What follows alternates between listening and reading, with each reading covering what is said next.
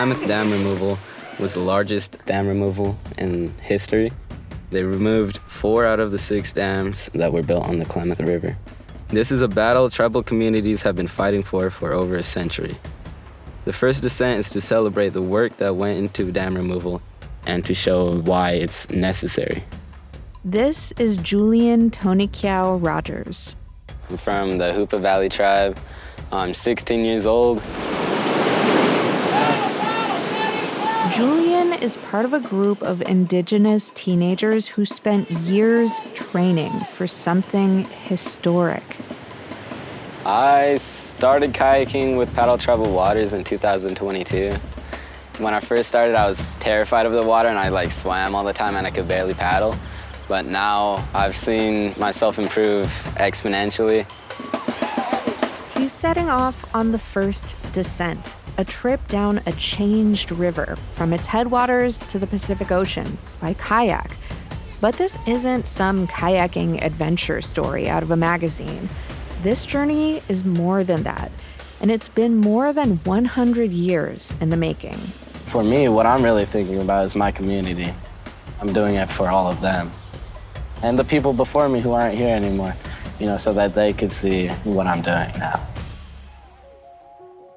From the Gert Boyle studio, I'm Jen Chavez, and this is The Evergreen, a podcast from OPB about the place you call home.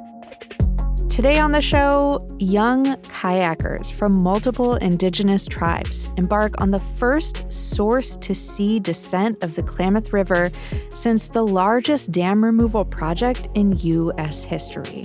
What an honor to just be in their presence. Our colleague Jessie Sears was there for part of the 300-plus mile, 30-day journey to help document this historic moment and what it means for the young people who made it happen and their communities.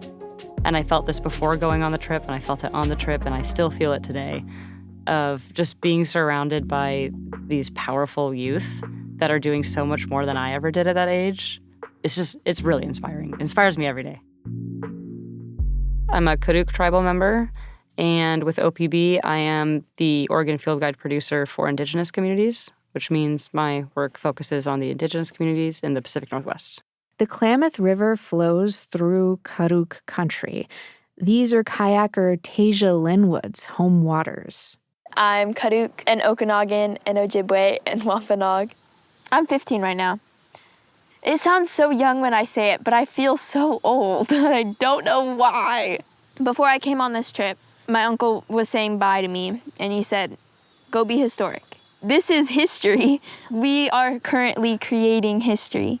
The Klamath Basin is also home to the Hoopa Valley tribe. My name is Tanjuan Jaden Daz. I'm 15 years old and a Hoopa tribal member, and I've been kayaking for 2 years now. Yeah, we're going to be the first Native American youth that runs our home river from source to sea.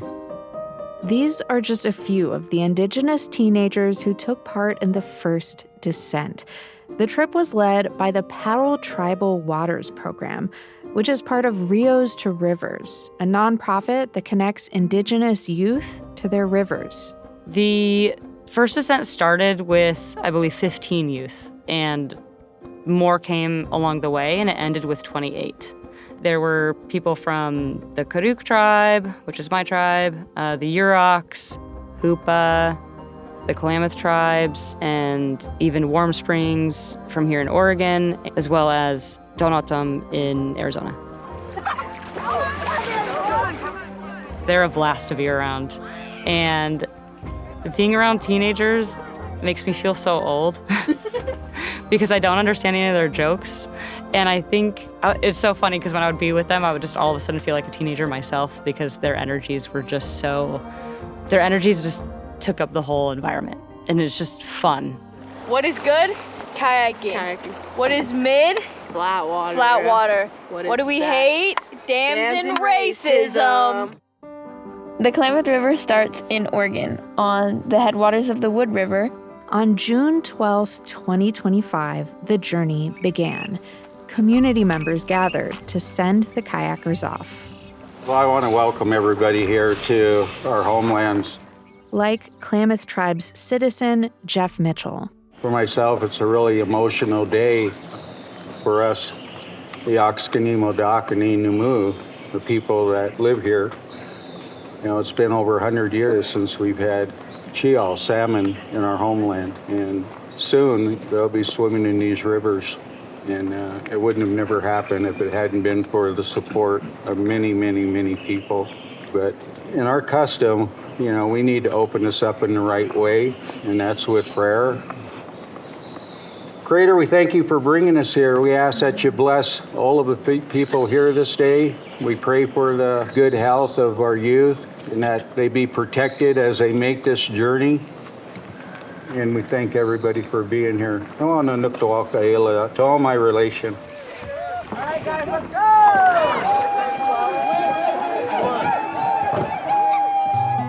Many of the kayakers had been training for this day for more than 2 years. Some of that training happened in the Pacific Northwest, but the program also went international. Riosta River sent some Paddle Tribal Waters kids to Chile to train on the Biobío River, and they got to see how the dams there are affecting the people there. And I can just tell that that really motivated them to speak up about dams and the effects of them. We went to this town. It was like a reservation. The people who created the dams forcefully relocated the native people who were living beside the river. That's what happened with reservations. Like, we were forcefully removed somewhere else. And it was weird to see that. What happened to us is happening somewhere else right now. These rivers, these dams that we just got taken out, they're being put up somewhere else right now, right this minute. Within their travels, they were able to learn through World Class Academy. It's Indigenous focused learning, where they learn what they need to from a different lens, from the lens that we should actually all be learning from. Being part of this program has taught me a lot about river health, rivers around the world, because it's not just our river that this is happening to.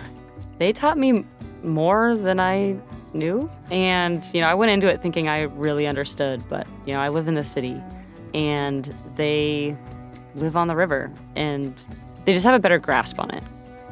And I think that's also something that they learn in school as well. While they're getting the lived experience being from the river and they have those histories behind them, but then they also are learning what to do with that knowledge and where to go from there. The journey continued down the Wood River and towards Agency and Upper Klamath Lakes. Make a video. What day of the descent is it? I know, guys. What are we getting ready to do? Ready, set, go. Hi, my name's Tay. And I'm Tasia. And today we're on the Wood River. On day 2 of the first descent. Get hype, get hype. It is astounding that they did this.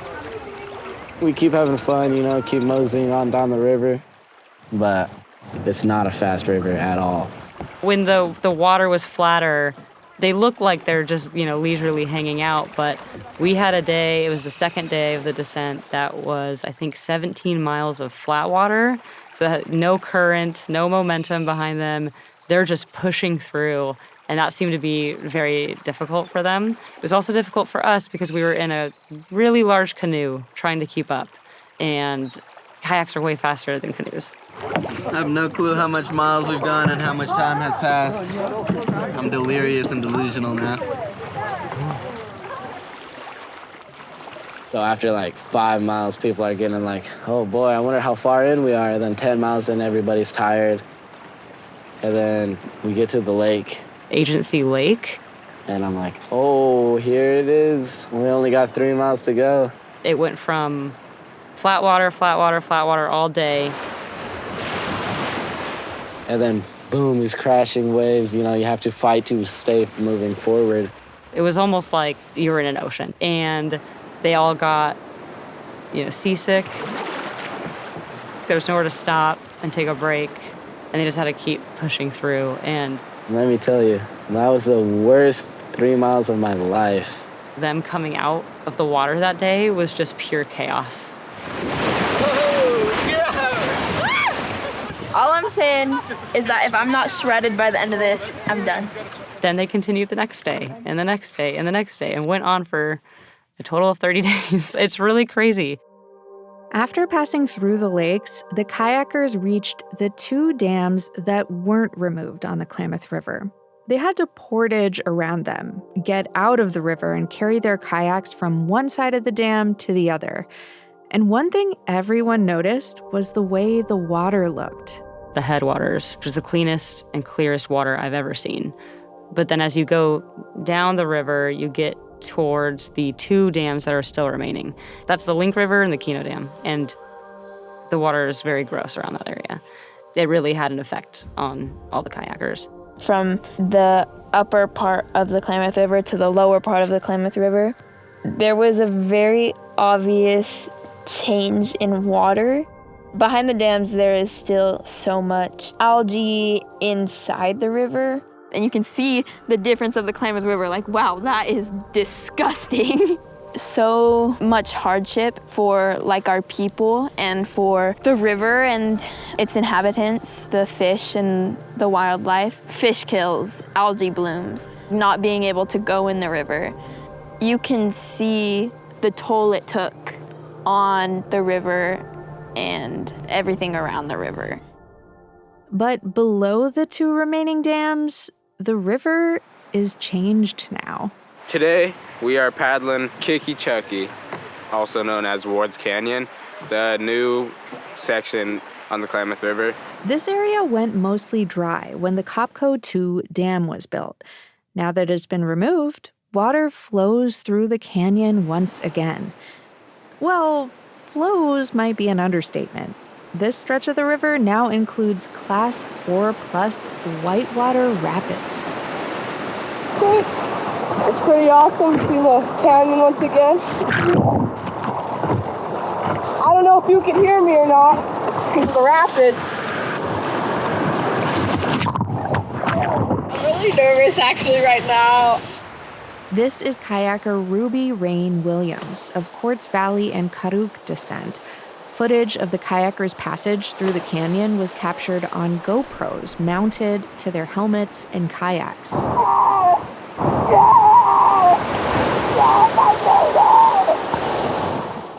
Soon, they approached another revitalized part of the river, the former site of the Iron Gate Dam. I was so grateful to be there when they kayaked through where Iron Gate Dam used to be. There used to be this ginormous structure right here, and I'm just going through it. That was really incredible because I had seen that area before the dams were removed, and it was a lot different. It was a lot dirtier. And this time around over the summer when we went through, it was just a lot clearer and cleaner, and you can just feel a difference. We're just blowing on through. Holy crap, that's where it was! There were a lot of cheers, a lot of laughter. It's like one of those moments when you like realize what you're doing. It's just like a little reminder, like, oh wow, like what we're doing is so big, you know? Bigger than this dam that was once here. So that's pretty epic, if you ask me. Coming up after a break, the kayakers continue their journey down a healing river. And the first descent heals more than just the water. Thanks for listening to The Evergreen, our podcast from OPB about the place you call home. If you like what you hear, subscribe to us on your favorite podcast app, and we'll brighten your Monday morning a little bit with something new and exciting each week. You can also follow OPB on Instagram at OPB Photo, or follow me directly at Jen Chavez OPB. That's Jen with 2 N's, and I'll keep you posted on everything Team Evergreen is up to. And remember, this episode about Indigenous youth's journey down the Klamath River from source to sea, and all the great OPB reporting and storytelling you hear about on this show, is made possible by many thousands of OPB members. Your support helps Oregon field guide producers like Jesse venture out into the Pacific Northwest by car, on foot, or even in a canoe to witness history being made. Support our journalism by becoming an OPB sustaining member today at opb.org/pod. And now, back to the first descent. As the kayakers continued down the river, their numbers grew. During the last few days, the group grew to like over 100 people because Indigenous people from New Zealand came, from Bolivia, from all over. Your experience, especially from the Indigenous people living along the Klamath River, is very important for all Indigenous people worldwide. In our culture, we're from Aotearoa, from New Zealand, on the other side of the Pacific. Our headwaters are all diverted into another system to help generate power, which is killing our rivers. So we've come here to learn and to see how we can take the knowledge of what's happened here back home to help us. It was really beautiful to see everyone there. Not all of them could kayak, so we also had tons of rafts there. There was like dozens and dozens of rafts of people, and they were all just so happy to be there. It's a hard reality to think so happily and hopefully about our river because this is amazing. This is amazing. And I am overwhelmed with joy that this has happened. But at the same time, how can I be so joyful when the same thing that happened to us 100 years ago is happening right now, somewhere else? You can tell with all the kayakers that it does really affect them, and they see the commonalities between Indigenous people here and Indigenous people around the world. And many of them have spoken to how they, felt really connected when they traveled, and they connected with these other communities, and they saw like, wow, we're actually really the same. How can I help you? I mean, this journey affects more people than we even comprehend, I think. Soon, the kayakers found themselves approaching the mouth of the Klamath River in Northern California.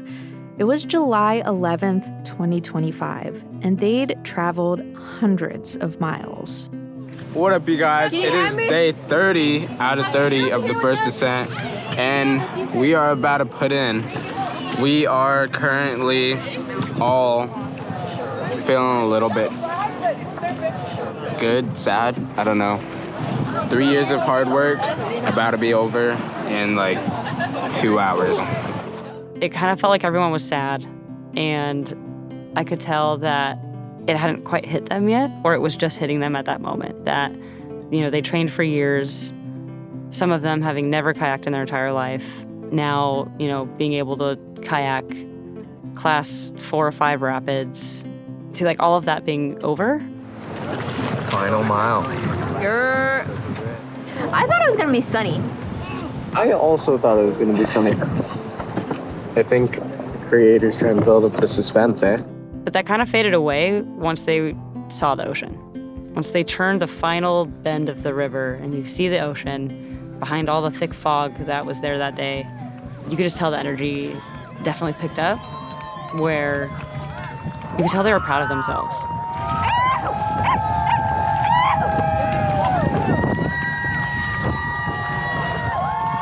I think being on this trip has definitely healed some things in me, but I think more importantly, it's healed things for my community. And you can also see it on the community's faces. You can see it on their parents' faces. In the crowd of supporters, Tasia's mom, Nisha Sapahan, was there waiting for her. Hi, baby. She's so strong and so powerful. And then, at the end, getting her back, but also getting her back from this journey that's going to change her life. She's going to be a different person now from this point on. I can't even fathom what she's going to do after this. So proud of you. Stop. I've got to keep crying. Julian's mom and Tonahuan's great aunt, Ginger Rogers, was there too. Look at these little water warriors. Look at them all keep that going. And that's a part of the importance of us as Indigenous people, that we all have that role. And there's a time where we have to look to our younger ones. It's been powerful, that my boys are contributing to something that our warriors have been a part of for so long, and they get to be the celebration. Oh, we made it to the ocean. How do you feel? We just kicked into Klamath River! We're now at your home territory. How does it feel? I'm gonna start crying. This is so insane. I'm so proud of all these kids, especially Julian's son of Kiara Rogers. Because he really did truly kayak the entire river. Like the insane boss he is. There were so many tears. There was not a dry eye anywhere. And it was emotional for me as well, having the honor of being there alongside them filming, because my grandma moved away from Karuk country because there was no jobs, there was no salmon, and she never went back. So I was the first one in my immediate family to go back. And being able to go home and tell my grandma about this as well was really big. I wish she could have been there at the mouth, but she was not able to make it for health reasons. So seeing the youth running up to their parents and their grandparents and hugging them, it was the most beautiful day. And it was something that I will never forget. The Klamath River has been dammed for over 100 years.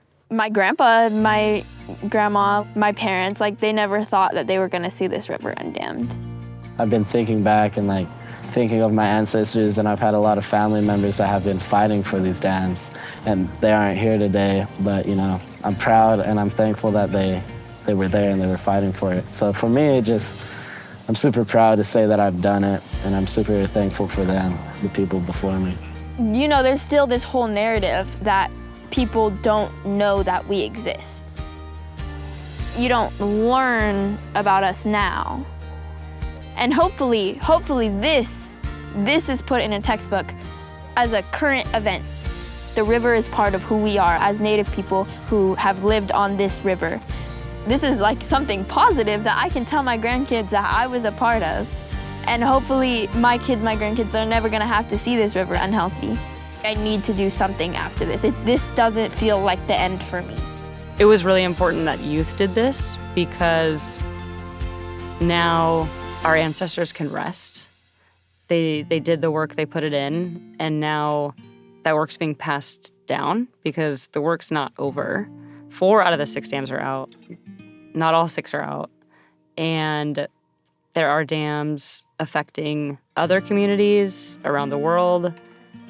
And for the youth to see that and understand what it took and how important it is to carry that forward, that's going to be everything. That's going to really shape the future of dams, I think. Of the 30-day journey, Jessie spent 10 days with the kayakers, along with Oregon Field Guide teammates like our colleague Brandon. The cinematographer, Brandon Swanson, really did such a good job at knowing exactly what mics we need, which mics can go on that are waterproof, which camera to bring on. I would not have been able to do it without him. It was definitely not always easy. On the second day, Brandon had a drone in his hand and he launched it. And we were on this canoe and I'm trying really hard to just, push through and paddle, and we're getting nowhere. We can't keep up with the kids, but we have to keep going. And then Brandon brings the drone back and it's the best shot I've ever seen. And I was like, thank God for drones and GoPros. Their footage is breathtaking. Seriously, go watch their documentary right now. But for Jessie, there were more important things about documenting this international news story than getting the perfect shot. She took time to build trust, and in doing so, was given access that others didn't have. I think this story could have been very, very easy to get wrong. And I made sure that I put the kayakers' voices first and just completely listened to them. I tried to see everything from their perspective and communicate with them way before the camera was on, and still communicating with them today, long after the cameras are off. And just try to take that extra time to ensure that, There are no tribes getting left out. There are no details and facts getting left out. And I wanted to really make sure that this wasn't just a kayaking adventure story, because I had heard the kayakers so many times say, this is so much more than kayaking. And I really wanted to dive into what that meant for them. So I also want them to be able to bask in it and see how incredible they are. And I don't want them to just hear how incredible they are from everyone around the world. I want them to feel it inside, because when I say that they're an inspiration, they really are. And the people they inspired include Jessie. At the end of every day, it would just emotionally hit me that wow, I'm on the Klamath River where my grandma was born, where she hasn't revisited in a long time.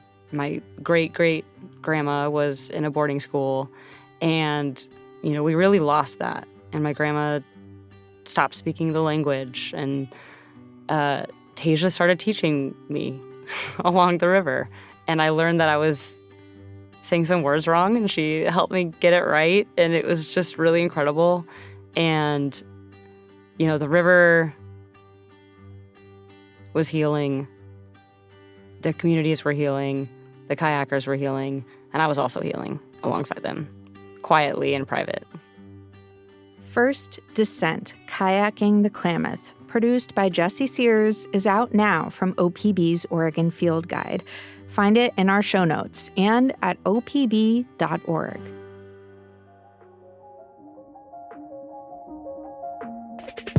Thank you for listening to The Evergreen, a podcast from OPB. I produced this episode, and our technical director is Stephen Cray. He also mixed, mastered, and scored this episode. The OPB podcast team also includes Mia Estrada, Julie Sabatier, and Sage Van Wing.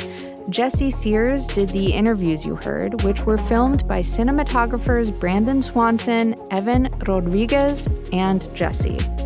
Additional reporting and video from the beach came from Jarrett Work with _Native News.